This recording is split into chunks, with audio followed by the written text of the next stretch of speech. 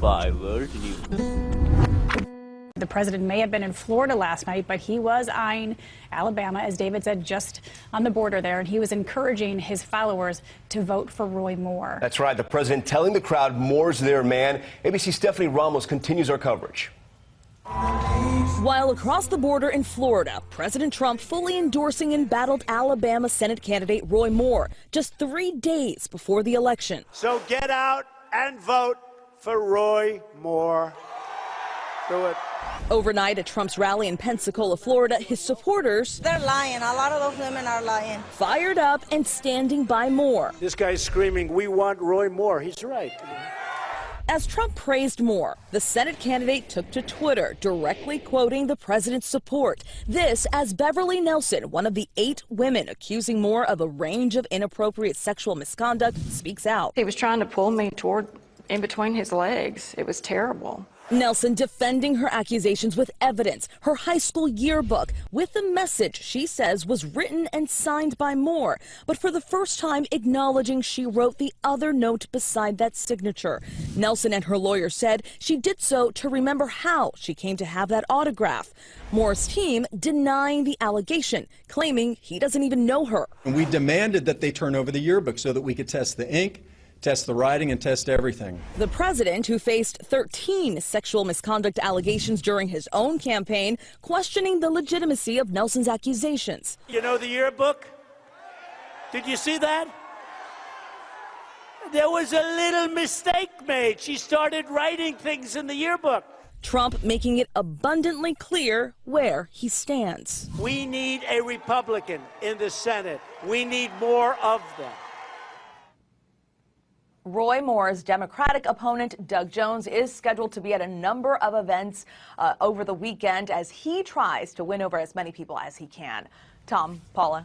All right, Stephanie, thanks for reporting. And Tom, I know you have been on the campaign for the special election in Alabama. We saw the president endorse Moore this week. The RNC came back around. The election's Tuesday. Do you get a sense this is in the bag for Moore? You know, recent polls show that Moore now has some motivation. He's somehow overcome these allegations. And when you think allegations of child molestation, how could any politician overcome that? He somehow has. He's denied those allegations. His numbers are good. He has that huge boost from the president, and the president is so beloved by Republicans in Alabama. That could be the turning point in this race. But as we heard Stephanie report, Doug Jones is all over the state. He's campaigning very hard, unlike Moore, who hasn't made a public appearance since Tuesday, but he's hoping for African-American voters to turn out. So we'll see on Tuesday. I don't think it's in the bag for Moore. It's going to be a very tight race. We'll have to wait and see. I want to bring in ABC News political commentator Koki Roberts into the conversation, joining us from South Carolina. Koki, good morning to you. And let's start right there with Doug Jones.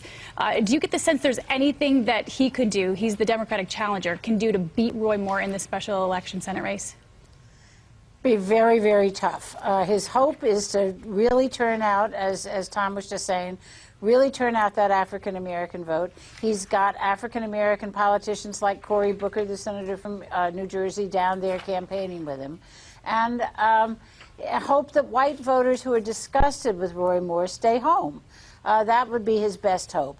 And, you know, it's very hard because there's no pattern of people voting Democratic in Alabama in recent years. The last exit poll we did there, which was in 2012, only 16%, 16% of white women voted for Barack Obama.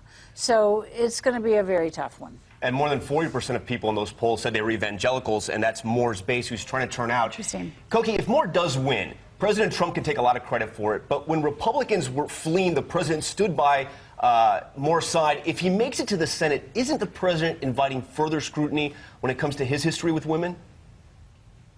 Well, all of this situation around sexual harassment, with it being so much in the news, and now we've got 3 members of Congress having to resign this week alone, and who knows what's to come.